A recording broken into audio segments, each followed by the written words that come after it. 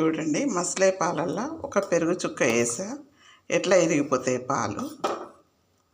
మంచి వాళ్ళ మధ్యన చెడ్డ వాళ్ళు ఉన్నా మంచి వాళ్ళ మనసు ఎలా మారిపోతుందో చూడండి. అంటే 100 మందిలో ఒక్కరు ఉన్న చెడ్డవాళ్ళు ఎట్లా అయిపోతుందో ఆలోచించండి.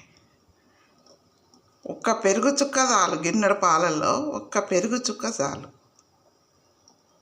మనసులు విరగొట్టడానికి. ఆలోచించండి.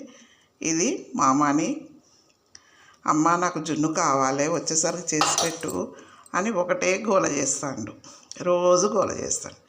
ఏం చేయాలి, వచ్చేసరికి చేసి పెడదామని జున్ను తయారు చేస్తాను. మీకెందుకు చూపించిందంటే పాలు ఒక మనిషి మనలో ఉంటే విరగొట్టడానికి, మనుషుల్ని అనుకున్న బంధువులందరినీ విరగొట్టడానికి ఒక మాట చాలు. అవునా కాదా చెప్పండి మీరు? ఇదో చూడు ఎట్లా ఇరిగిపోతున్నాయి పాలు. ఇగో ఇరిగిపోతూనే ఉండేవి.